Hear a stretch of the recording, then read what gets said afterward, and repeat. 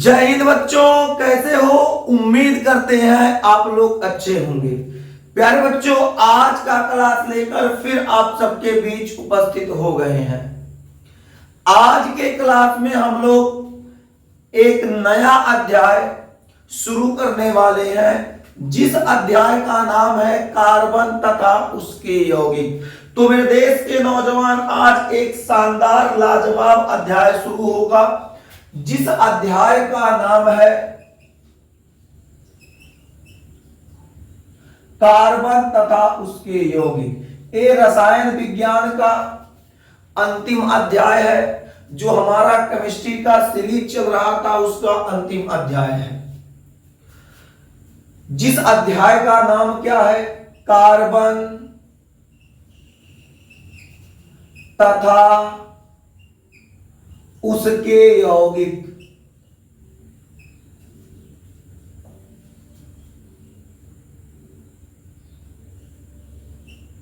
Carbon तथा उसके यौगिक।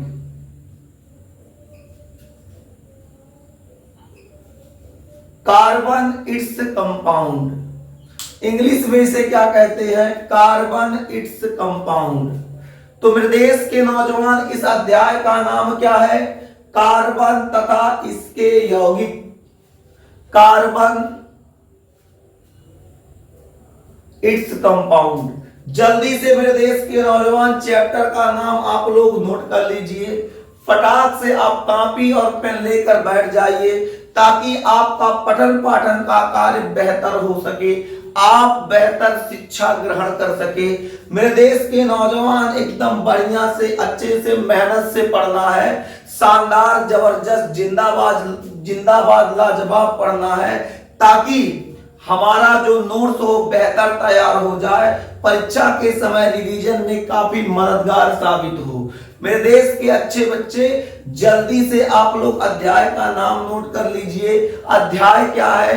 कार्बन तथा उसके यौगिक। कार्बन तथा उसके यौगिक। Carbon its compound. जल्दी से नोट कीजिए मेरे देश के नौजवान, फिर बताया जाए।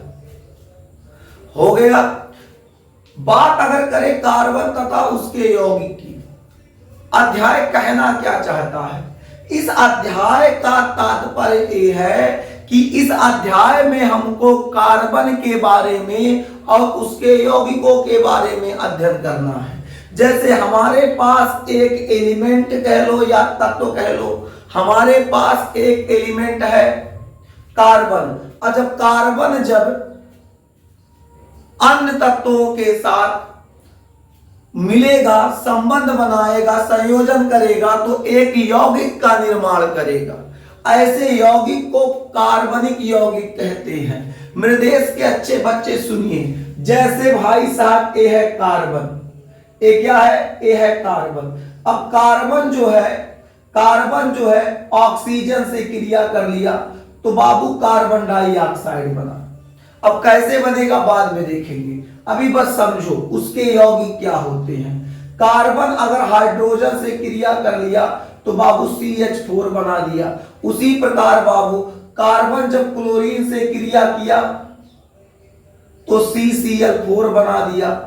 तो मेरे देश के नौजवान, कहने का मतलब क्या है? ये जो कार्बन है, जब अन्य तत्वों के साथ क्रिया करता है, तो एक यौगिक का निर्माण करता है। ऐसे यौगिकों को हम लोग बाबू कार्बनिक यौगिक कहते हैं। क्या कहते हैं? कार्बनिक यौगिक। तो अगर आपसे कोई पूछे कार्बनिक यौगिक क्या होता है, तो बताइए मेरे देश के अच्छे बच्चे, क्या आप बता लेंगे? तो कार्बन जब अन्य तत्वों के साथ क्रिया करता है, तो एक यौगिक का निर्माण करेगा। ऐसे यौगिकों को हम लोग क्या कहते हैं? कार्बनिक यौगिक कहते हैं। ऐसे यौगिकों को हम लोग क्या कहेंगे? कार्बनिक यौगिक कहेंगे। देखिए मेरे देश के प्यारे बच्चे, कार्बन की हमारे जीवन में बाबू अत्यंत महत्वपूर्ण भूमिका होती है। कार्बन अलग अलग जगहों पर हमारे दैनिक जीवन में अलग अलग तरीके से कार्य करता है। यानी हमारे दैनिक जीवन में कार्बन की एक महत्वपूर्ण भूमिका होती है। जैसे हम बात अगर करें तो हम भोजन जो ग्रहण करते हैं उस भोजन में भी कार्बन की मात्रा होती है। इसके अलावा हम जो किताब अध्ययन करते हैं, किताब लेते हैं, उस किताब में कार्बन की मात्रा होती है। कागज में कार्बन की मात्रा होगी, दवाइयों में कार्बन की मात्रा होगी, प्लास्टिक से बने हुए जो पदार्थ यूज करते हैं उन पदार्थों में कार्बन की मात्रा होगी। यानी अगर हम बात करें हमारे जीवन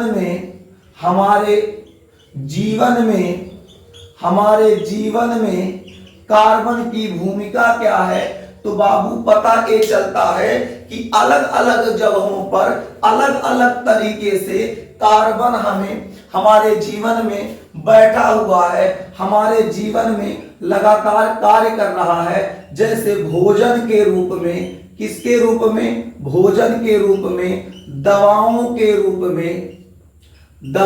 के रूप में। इसके अलावा कागज जो है, कागज के रूप में, किताब जो है, किताब में भी भाई जो अक्षर लिखा रहेगा वो करिया कलर का रहेगा, और कासे करिया कासे कार्बन, वहां भी कार्बन की मात्रा होगी। तो भोजन, दवा, कागज, प्लास्टिक आदि कर ले, इन सब चीजों के रूप में बाबू हमारे जीवन में कार्बन उपयोगी है। कार्बन बाबू, पृथ्वी पर कार्बन की मात्रा अत्यंत अल्प है। अल्प माने कम, थोड़ा। पृथ्वी पर कार्बन की मात्रा अत्यंत अल्प है। ये जो हमारी पृथ्वी है, इस पृथ्वी पर कार्बन की मात्रा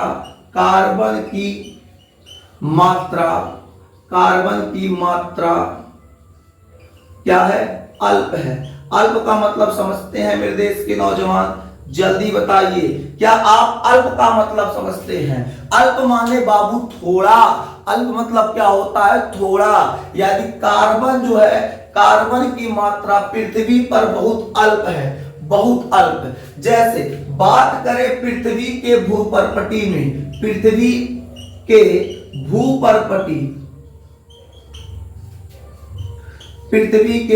भूपर्पटी में ध्यान दीजिए मेरे देश के नौजवान, पृथ्वी के भूपर्पटी में जो कार्बन है वो खनिज के रूप में पाया जाता है। किसके रूप में पाया जाता है? खनिज के रूप में। ध्यान से समझिएगा, दिल लगा के समझिएगा बाबू, मां कसम बड़ा मजा आएगा। पृथ्वी के भूपर्पटी में जो कार्बन है वो खनिज के रूप में विद्यमान है।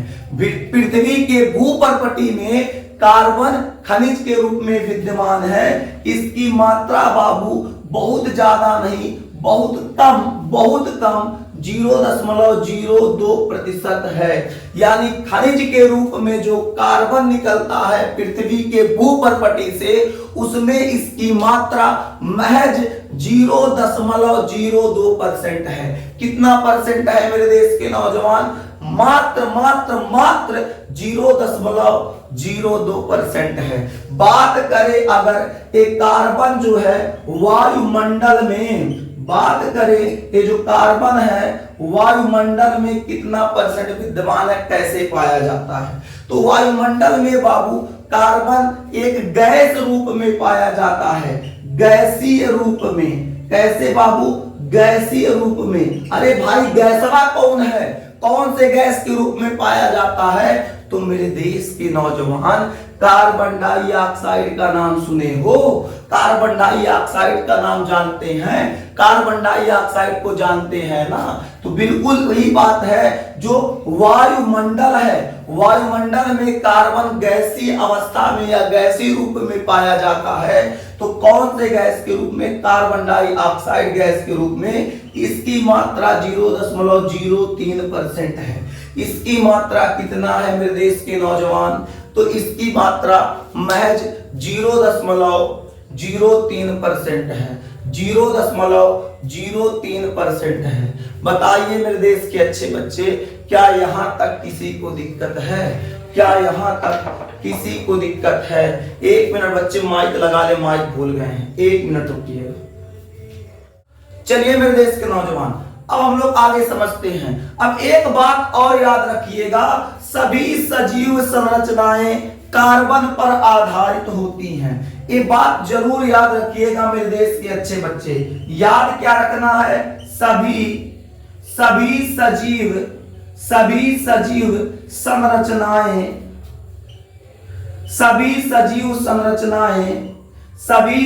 संरचनाएं किस पर आधारित है बाबू? तो कार्बन पर आधारित होती हैं। ठीक है, तो कह रहा है कि जो भी होता है, यहां क्या बताया गया है कि सभी सजीव संरचनाएं, जितनी भी सजीव हैं इस पृथ्वी पर, जितनी भी सजीव संरचनाएं हैं, लिविंग स्ट्रक्चर है बाबू, सब कार्बन पर आधारित होता है। किस पर आधारित होता है? कार्बन पर आधारित होता है।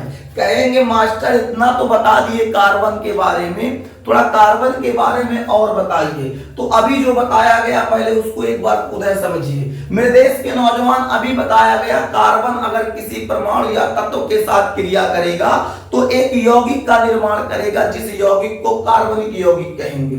हमारे जीवन में भोजन, दवाओं, कागज, किताब, प्लास्टिक आदि पदार्थों के रूप में कार्बन विद्यमान है। इसके अलावा बताया गया जो पृथ्वी होता है, पृथ्वी में कार्बन की मात्रा अत्यंत अल्प है, बहुत कम मात्रा है। जैसे बताया गया जो पृथ्वी की भूपरपटी है, भूपरपटी के अंदर खनिज के रूप में कार्बन पाया जाता है, जिसकी मात्रा 0.02% है। और वायुमंडल में कार्बन डाइऑक्साइड के रूप में पाया जा रहा है, जिसकी मात्रा 0.03% है। इसके बाद बताया गया सभी सजीव संरचनाएं जो होती हैं वो कार्बन पर आधारित हैं। अब बाबू एक बात और याद रखिएगा, यही डब्बा बना के लिख देते हैं बाबू, इसको याद रखिएगा। डब्बा बनाएंगे पहले लिख देते हैं। सुनिए, कह रहा जो कार्बन है उसका परमाणु क्रमांक बाबू कितना होता है? तो कार्बन का परमाणु क्रमांक याद रखिएगा, जो कार्बन है बाबू, जो कार्बन है, कार्बन का परमाणु क्रमांक,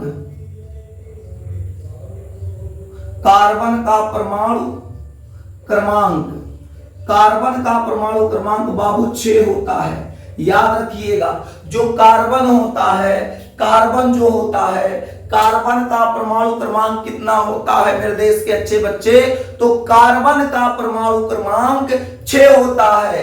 कार्बन का परमाणु क्रमांक 6 होता है, याद रखिएगा। अगर बात करें इसके इलेक्ट्रॉनिक विन्यास की, जो कार्बन है, कार्बन का इलेक्ट्रॉनिक विन्यास क्या होता है? तो 1s2 2s2 2p 2p2 मेरे देश के नौजवान, तो जो कार्बन होता है उसका इलेक्ट्रॉनिक विन्यास क्या होता है? 1s2 2s2 2p2 1s2 2s2 2p2। मेरे देश के अच्छे बच्चे ये इसका इलेक्ट्रॉनिक विन्यास है। अब कुछ बच्चे कहेंगे मास्टर कुल समझ में आ गया, इलेक्ट्रॉनिक विन्यास नहीं समझ में आया।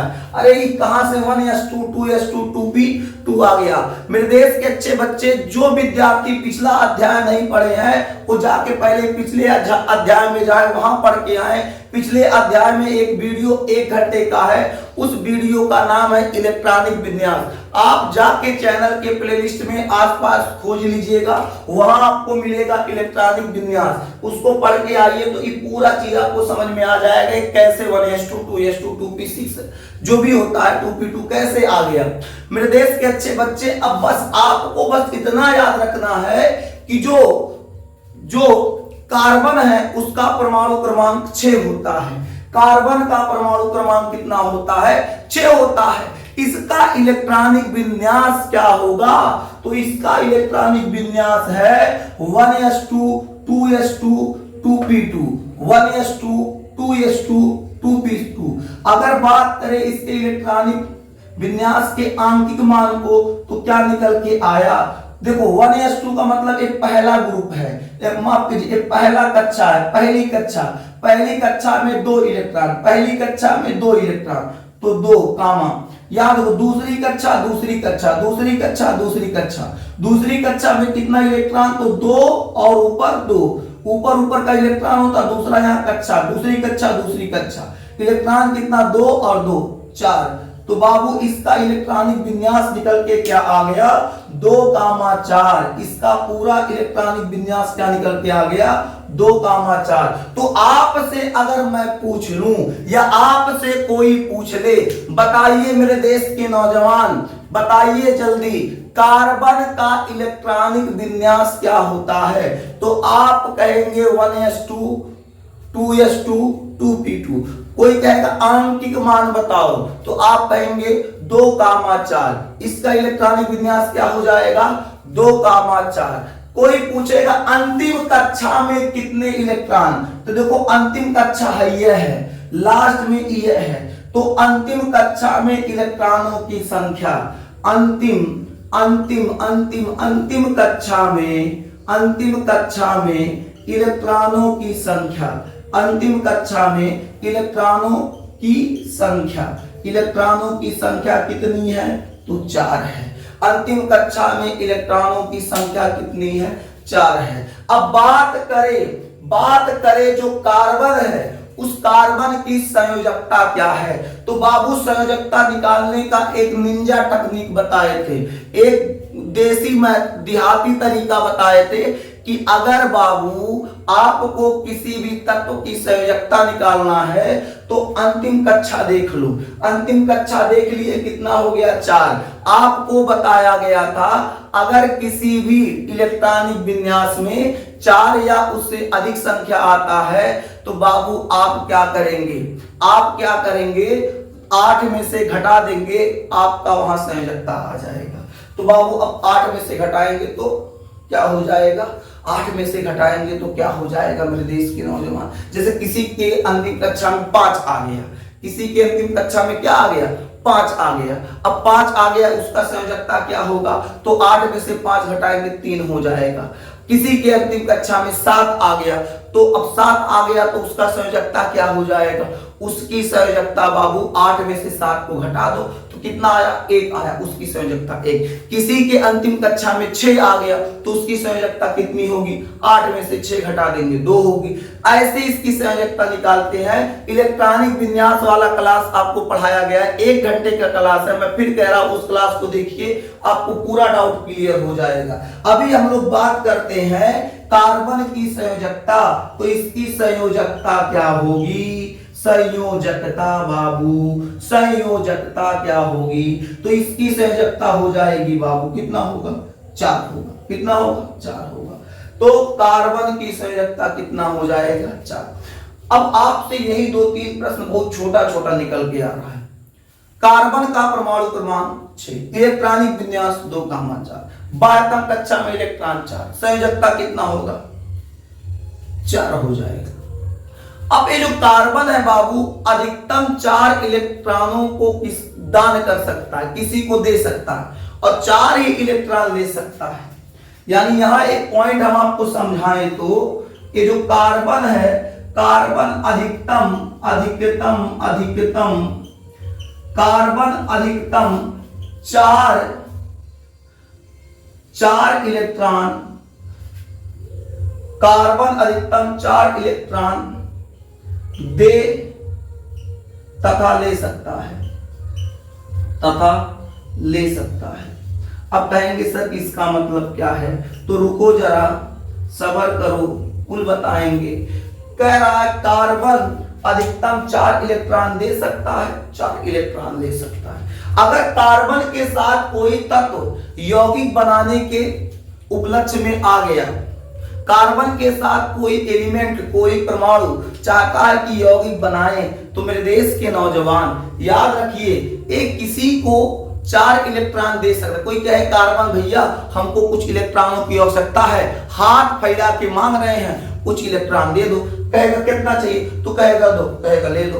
फिर कोई मांगा भैया हमको भी कितना चाहिए? हम 3 चाहिए, ले लो। फिर कोई दूसरा आगे कितना चाहिए? 4 चाहिए, ले लो। कोई दूसरा आगे 5 चाहिए, 5 नहीं मिलेगा। केवल कितना दे सकते हैं? केवल ए बाबू 4 ही दे सकता। 1 2 3 4, 1 2 3 4, 1 2 3 4, केवल 4 इलेक्ट्रॉन दे सकता है। कहेगा 5 तो नहीं, मतलब 4 से ऊपर इलेक्ट्रॉन नहीं दे सकता। क्यों नहीं दे सकता? क्योंकि इसके बाहरी कक्षा में बाबू 4 इलेक्ट्रॉन है। तो जब 4s2 है तो दान कितना करेगा? 4 करेगा। जिसके बाहरी कक्षा में जितना इलेक्ट्रॉन होते हैं दान दक्षिणा उतना होता है, उससे ज्यादा नहीं। हमारे पास 100 रुपया है, हम दान 200 का कैसे कर देंगे? 100 रुपये दान करेंगे ना। समझ में आया कि नहीं? जब इसके बाहरी कक्षा में 4 इलेक्ट्रॉन है तो बताओ ये 5 इलेक्ट्रॉन कहां दान करेगा? तो दान तो नहीं है कर पाएगा। याद रखिएगा कार्बन जो है अधिकतम 4 इलेक्ट्रॉनों को दे सकता है। ले कितना सकता है सर जी? दे तो दिया, कितना इलेक्ट्रॉन ले सकता है? तो बाबू 4 दे सकता है, 4 ले भी सकता है। जितना देगा उतना लेगा। समझ में आया कि नहीं? 4 इलेक्ट्रॉन दे सकता है, 4 इलेक्ट्रॉन ले सकता है। बात समझ में आ गया? ठीक है। अब देखिए पिछले अध्याय में बताए थे जो धातु और आधातु होता है वो आयनिक यौगिक बनाता है। क्योंकि आयनिक यौगिक क्यों बनाता है? आयनिक यौगिक बनाने का रीजन है आयन। जैसे धातु के पास प्लस आयन होता है, आधातु के पास माइनस आयन होता है। उस ससुरा प्लस माइनस आयन मिलके एक बंध बना देते हैं और बंध के थ्रू क्या करते हैं? एक कंपाउंड बनाते हैं। अब कौन सा बंध होता है? अंतर आणविक आकर्षण बल होता है, बहुत जबरदस्त बने होते हैं और वो यौगिक बनाते हैं। तो उस यौगिक को हम लोग आयनिक यौगिक कहते हैं। यानी धातु आधातु मिलके जो यौगिक का निर्माण करते हैं उस यौगिक को हम लोग आयनिक यौगिक कहते हैं। जबकि मेरे देश के नौजवान यहाँ ऐसा नहीं है। जो कार्बन जिन यौगिकों का निर्माण करेगा, कार्बन जिन यौगिकों का निर्माण करेगा वो एक बंध के थ्रू करेगा, एक साझेदारी के थ्रू करेगा। तो ऐसे साझेदारी से तैयार यौगिक को या ऐसे साझेदारी से तैयार बंध को हम लोग सहसंयोजी आबंध कहते हैं। क्या कहते हैं? सहसंयोजी आबंध कहते हैं। सहसंयोजी आबंध कहते हैं। सहसंयोजी आबंध कहते हैं। तो आपसे अगर पूछ लिया जाए सहसंयोजी आबंध क्या होता है तो आप इसका परिभाषा क्या लिखेंगे? तो परिभाषा लिखेंगे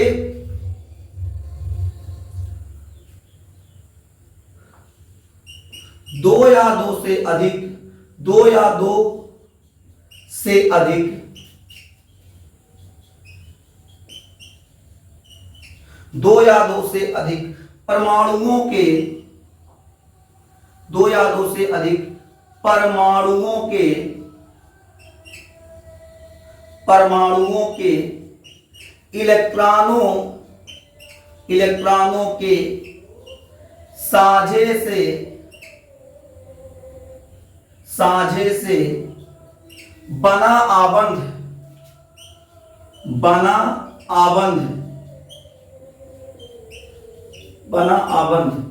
सहसंयोजी आबंध कहलाता है। सहसंयोजी आबंध कहलाता है।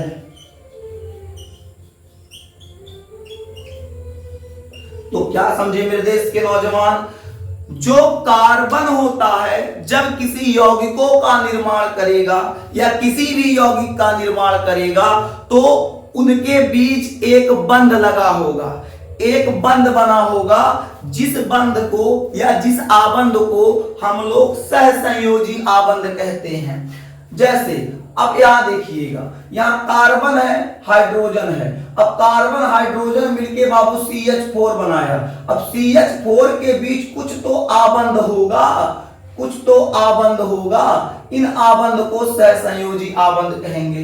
इन CCl4 के बीच में कुछ तो आबंध होगा, उस आबंध को बाबू हम लोग सहसंयोजी आबंध, यानी सहसंयोजी आबंध की परिभाषा क्या निकल के आ गई? दो या दो से अधिक परमाणुओं के इलेक्ट्रॉन के साझे से बना आबंध सहसंयोजी आबंध कहलाता है। कह रहा दो या दो से अधिक परमाणुओं के इलेक्ट्रॉन के साझे से बना आबंध क्या कहलाता है? सहसंयोजी आबंध कहलाता है। उम्मीद करते हैं मेरे देश के अच्छे बच्चे यहां तक समझ गए। अब आपको बाबू हम सहसंयोजी आबद्ध समझा देते हैं, पहले यहां नोट कर लीजिए। यहां तक जो अभी बताया गया है उसे नोट कीजिए, फिर इसके आगे पढ़ा दिया जाए। नोट कीजिए मेरे देश के अच्छे बच्चे।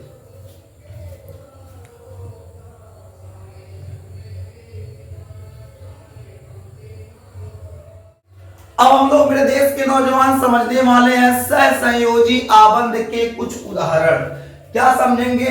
सहसंयोजी सहसंयोजी सहसंयोजी आबंध, सहसंयोजी आबंध के कुछ उदाहरण। सहसंयोजी आबंध के कुछ उदाहरण समझेंगे।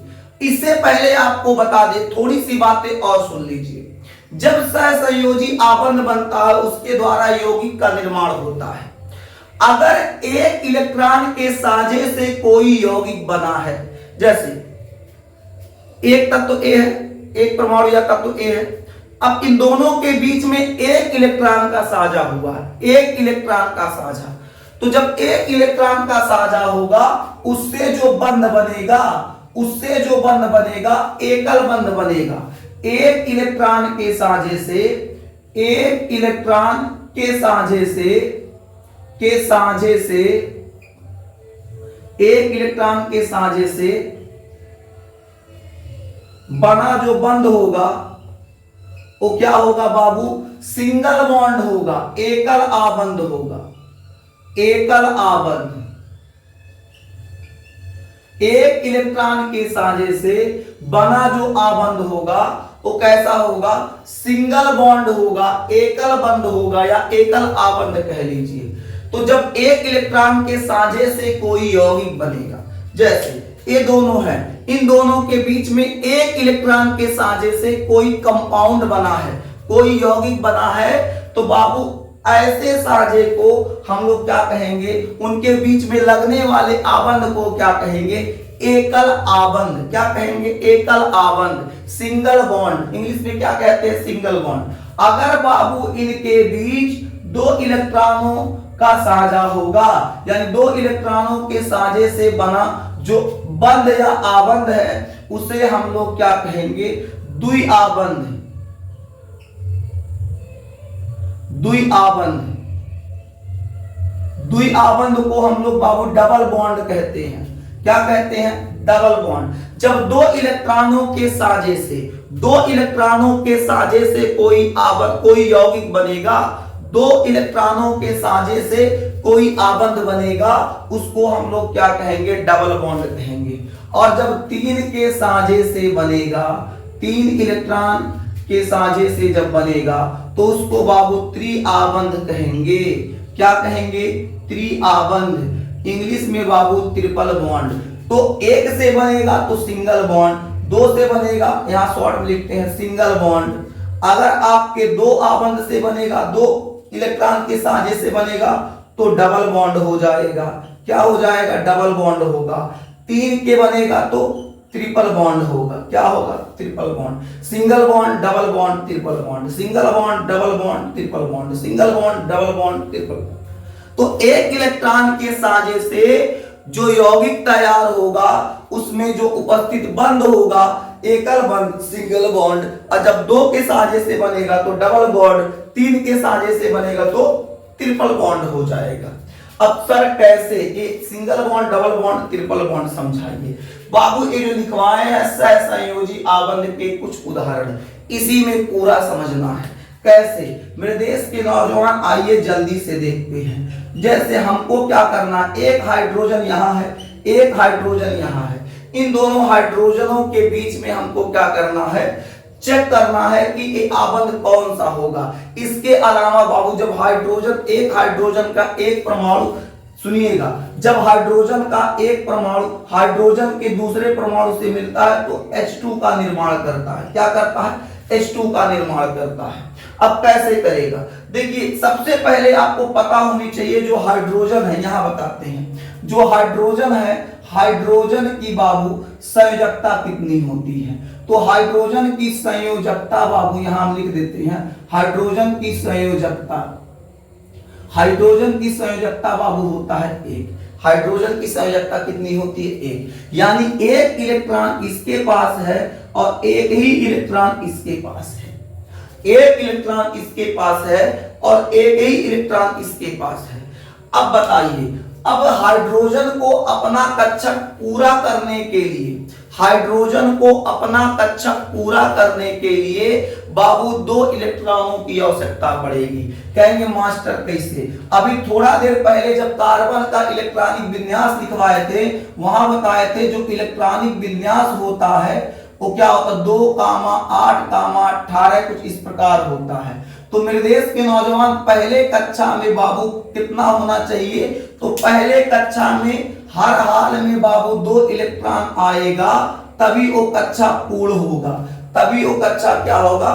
पूर्ण होगा, वरना वो अपूर्ण रहेगा। अब इसके पास तो एक ही है। अब जब इसका हाइड्रोजन की संयोजकता 1 है, परमाणु क्रमांक 1 होता है, मतलब इसमें एक जा रहा है, एक का स्थान अभी खाली है। तो ये क्या करेगा? कहेगा भाई हाइड्रोजन कहेगा उसको कितना? उसको 2 कंप्लीट करना है, अपना कक्षा कंप्लीट करना है। तो ये क्या कहेगा? ऐसा है हाइड्रोजन भाई, मुझे अपना 1 इलेक्ट्रॉन दे दो तो मेरा काम बन जाएगा। ई इससे कह रहा है, कह रहा हाइड्रोजन भाई अपना 1 इलेक्ट्रॉन मुझे दे दो तो मेरा कक्षक पूर्ण हो जाएगा। क्या ससुरा मूर्ख है? तुमको दे देंगे तब तो कंगाले हो जाएंगे, तुम अपना मुझे दे दो तो मेरा कक्षक पूर्ण हो जाएगा। ससुर दोनों अपने झगड़ा करने लगे। फिर दोनों ने डिसाइड किया नहीं, कोई किसी को नहीं देगा, जिसको जब आवश्यकता होगा वो ले लेगा। तो ये कह रहा देखो, जब तुमको देखो ये कह रहा है जब तुमको हमारे इस इलेक्ट्रॉन की आवश्यकता पड़ेगा तुम लेके अपना 2 पूरा कर लेना। और ये कह रहा ठीक है। ये कह रहा जब तुमको हमारे इलेक्ट्रॉन की आवश्यकता होगा तुम लेके पूरा कर लेना। अब दोनों के बीच भाई साहब हिसाब किताब बन गया और दोनों को के बीच एक इलेक्ट्रॉन का साझा हुआ। कितने इलेक्ट्रॉन का? 1 इलेक्ट्रॉन का साझा हुआ। अब H और इस H के बीच कितने इलेक्ट्रॉन का साझा हुआ? 1। और यही बताए थे जब सिंगल इलेक्ट्रॉन का साझा होगा तो एकल आबंध सिंगल बॉन्ड लगेगा, तो इनके बीच क्या लग जाएगा? सिंगल बॉन्ड लगेगा। क्या लगेगा? Single bond. और AH और H मिलकर किसका निर्माण करेंगे? H2 का निर्माण करेंगे। बोलिए मेरे देश के नौजवान, क्या समझ में आ गया? नहीं आया? कोई बात नहीं, एक और बताते हैं। यहां देखो, घबराइएगा नहीं बिल्कुल। यहां देखिए, यह है क्लोरीन, एक क्लोरीन है। अब एक क्लोरीन देखो, एक क्लोरीन का परमाणु दूसरे क्लोरीन के परमाणु से मिलता है तो अणु का निर्माण करता है Cl2। किसका निर्माण होगा? Cl2 का निर्माण होगा। अब क्लोरीन जो होता है, ध्यान समझिएगा, जो क्लोरीन होता है, जो क्लोरीन होगा, क्लोरीन की संयोजकता कितनी होती है? पहले सुनिएगा, क्लोरीन जो होता है, क्लोरीन की बाह्यतम कक्षा में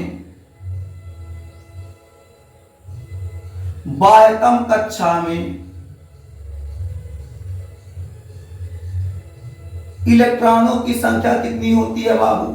7 होता है। या ऐसे करो, छोड़ो ये सब छोड़ो, आप बस इतना याद रखो, क्लोरीन का इलेक्ट्रॉनिक विन्यास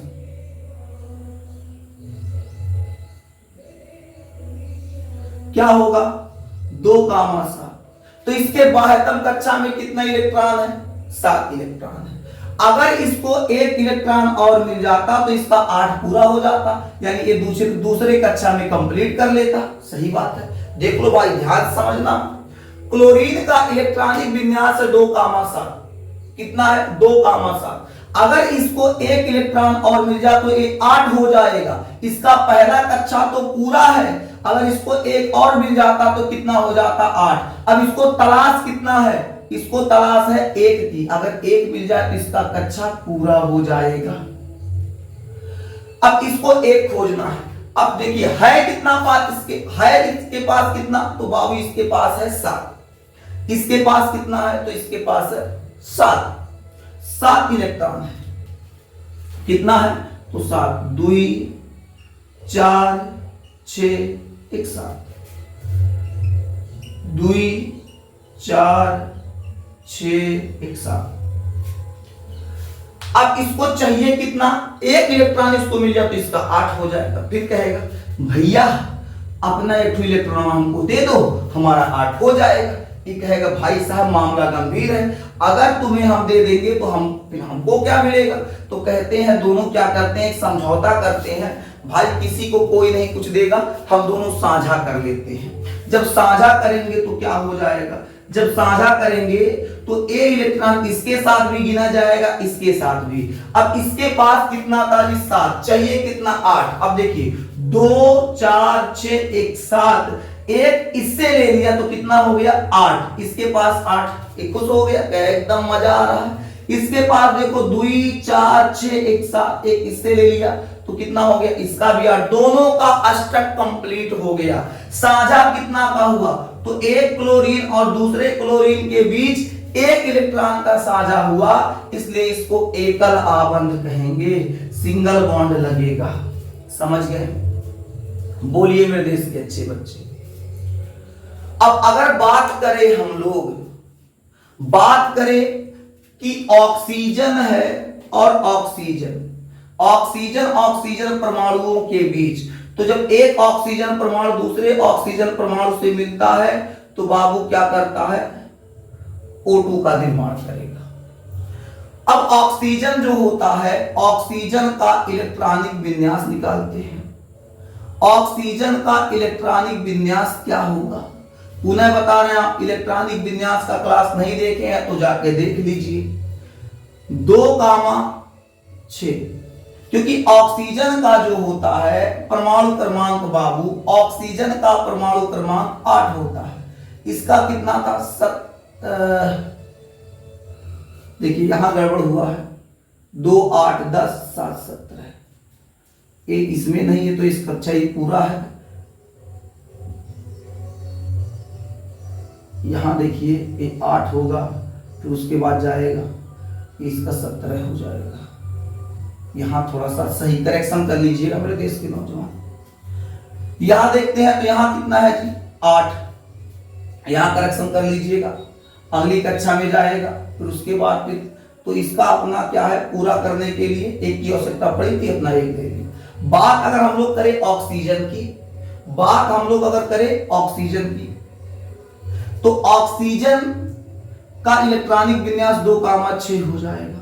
क्या हो जाएगा, 2,6। फिर से कहते हैं यहां करेक्शन कर लीजिएगा, ध्यान नहीं दिए तो 2,8 दूसरी कक्षा में बता दिया गया, दूसरी कक्षा नहीं अगली कक्षा में जाएगा, तीसरी कक्षा में जाएगा, क्योंकि यहाँ परमाणु क्रमांक लिखा नहीं गया था, वो ध्यान से उतर गया था। ठीक है, फिलहाल यहाँ कोई दिक्कत नहीं है, यहाँ ऐसे ही जैसे बताया 12वीं कक्षा के अनुसार ऐसे ही चलेगा, यहाँ थोड़ा सा आप करेक्शन कर लीजिएगा। आगे बढ़ जाए मेरे देश के अच्छे बच्चे। तो देखो जो ऑक्सीजन होता है, ऑक्सीजन में होता है 8 इलेक्ट्रॉन, ऑक्सीजन जो होगा, ऑक्सीजन का परमाणु क्रमांक होगा 8, इसका इलेक्ट्रॉनिक विन्यास का क्या होगा, तो 2,6। ऑक्सीजन का इलेक्ट्रॉनिक विन्यास क्या होगा, तो 2,6। अब 2,6 इसका हो जाएगा इलेक्ट्रॉनिक विन्यास। ठीक है, तो इसके 12वीं कक्षा में कितना है, 6। अब इसको अष्टक बनाने के लिए, क्या बनाने के लिए, अष्टक। अष्टक मतलब क्या होता है, 8। अष्टक मतलब क्या होता है, अष्टक मतलब क्या होता है, 8। अब इसको अष्टक बनाने के लिए 2 इलेक्ट्रॉन की आवश्यकता पड़ेगी। 6 है, 6 में जब 2 जुड़ेगा तो कितना हो जाएगा बाबू, 8। यहां 7 था, इसको अष्टक बनाने के लिए क्या किया गया, तो इसको अष्टक बनाने के लिए 7 में 1 जोड़कर तब क्या बनाया गया, 8 बनाया गया। अब ये 6 है, इसमें जब 2 जुड़ेगा तब तो 8 होगा, सही बात है। तो अब इसके पास जो ऑक्सीजन है, ऑक्सीजन के पास बाबू 12वीं कक्षा में 6 इलेक्ट्रॉन है, 2 4 6, 2 4 6। अब इसको 8 कंप्लीट करने के लिए 2 की आवश्यकता पड़ेगी। कितने की आवश्यकता, 2 की। तो एक क्या करेंगे, इसको भी 2 की आवश्यकता, इसको भी 2 की आवश्यकता, ये दोनों आपस में 2-2 इलेक्ट्रॉन का साझा कर लेंगे। जब 2 इलेक्ट्रॉन का साझा कर लेंगे तो 6 इनके पास पहले से था, 2 यहां से लिया, 8, इसका अष्टक कंप्लीट हो गया। यहां देखेंगे 6 इसके पास पहले से था, 2 इससे ले लिया, 8, इसका अष्टक कंप्लीट, दोनों का कंप्लीट। साझा कितना का हुआ, तो दो दो इलेक्ट्रॉन का साझा हुआ, तो बाबू O और O के बीच डबल बॉन्ड लगेगा। जब दो इलेक्ट्रॉनों का साझा होगा तो कौन सा बॉन्ड लगता है, डबल बॉन्ड लगता है।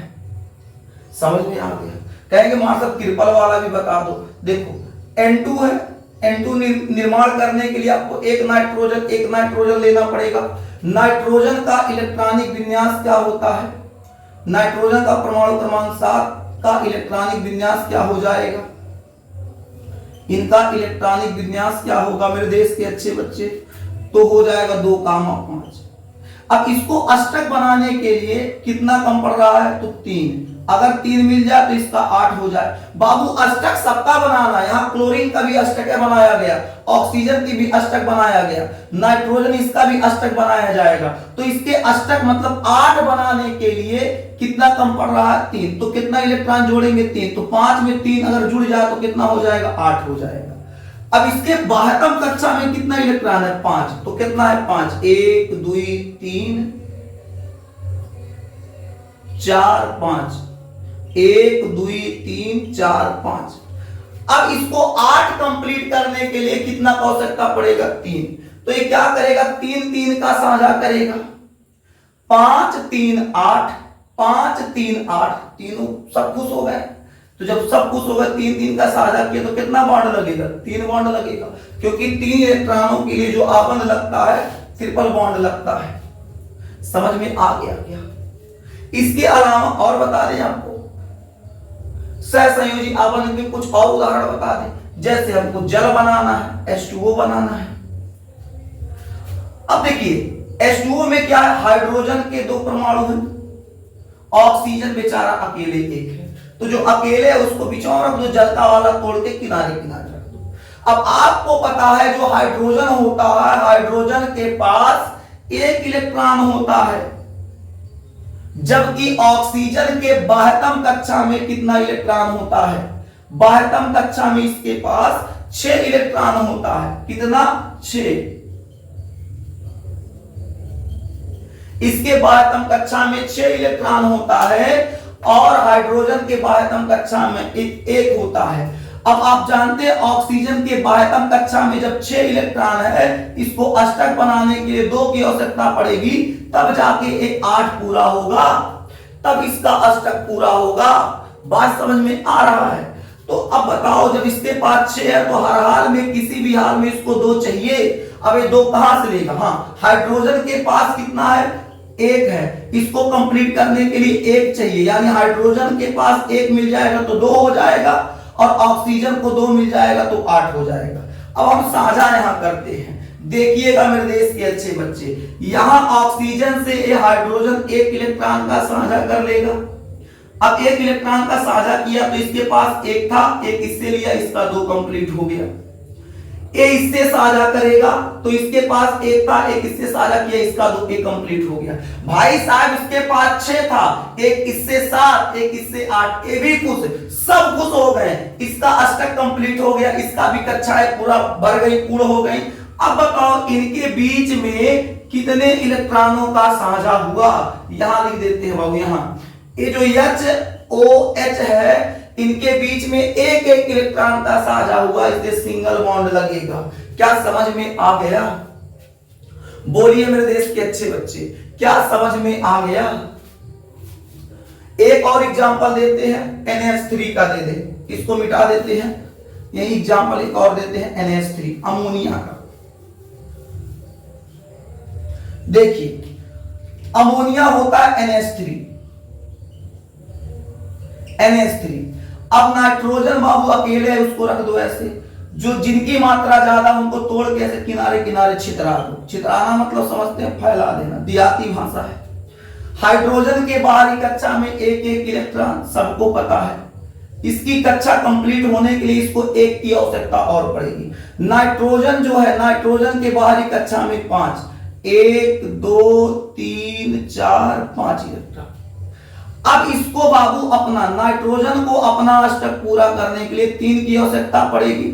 जब इसको 5 में 3 जुड़ेगा तब तो 8 होगा। अब एक क्या करेगा, हाइड्रोजन को 1 की आवश्यकता है। अब ये क्या करेंगे बाबू, इनका थोड़ा खेला देखो। हाइड्रोजन वहां इससे साझा कर लेगा, इसका 2 पूरा हो गया कंप्लीट। हाइड्रोजन इससे साझा किया, इसका 2 पूरा हो गया, ये कंप्लीट। हाइड्रोजन इससे साझा किया, इसका 2 हो गया कंप्लीट। नाइट्रोजन को अगर देखें तो नाइट्रोजन के पास बहुत 5 था, 2 1 3 1 4 1 5। जब इससे एक साझा किया तो 6, इससे साझा किया 7, इससे साझा किया 8। इसको 3 की आवश्यकता पड़ रही थी और 1 2 3 यहां मिल गया, यानी नाइट्रोजन का भी अष्टक कंप्लीट हो गया। तो ये बना क्या बाबू स्ट्रक्चर, इसका N है, H H H, इसका A स्ट्रक्चर बन के सामने आ गया। इनके बीच एक एक इलेक्ट्रॉन का साझा हुआ, इसलिए सिंगल बॉन्ड लगा। बताइए मेरे देश के नौजवान, यहां तक किसी भी विद्यार्थी को कोई समस्या, यहां तक किसी भी विद्यार्थी को कोई समस्या हो तो बता दो। कोई समस्या नहीं है। तो आज का क्लास बस यहीं तक, फिर मिलेंगे आपसे अगले क्लास में। तब तक के लिए आप स्वस्थ रहिए, मस्त रहिए, फेयर बनाते रहिए, अच्छे से पढ़ते रहिए। और अगर किसी भी प्रकार की आपको यहां समस्या हुई है तो मेरे देश के नौजवान एक बार पुनः इस क्लास को देखिएगा, जो डाउट होगा क्लियर हो जाएगा। आप परेशान ना होइए। अगर आप यहां कोई टॉपिक जैसे इलेक्ट्रॉनिक विन्यास नहीं पढ़े हैं, संयोजकता नहीं पढ़े हैं, तो आप चैनल में जाइएगा, वहां आपको इलेक्ट्रॉनिक विन्यास आपको थंब दिखेगा कहीं, वो 1 घंटे का वीडियो, उसी को क्लिक करके चालू करके देखिएगा, फिर आपको इलेक्ट्रॉनिक विन्यास समझ में आ जाएगा। उम्मीद करते हैं आपको इतना समझ में आ गया। अगर यहां तक समझ में आ गया तो बहुत अच्छी बात है। नोट्स बनाते रहिए, मुस्कुराते रहिए, स्वस्थ रहिए। फिर मिलेंगे आपसे अगले क्लास में, तब तक के लिए जय हिंद।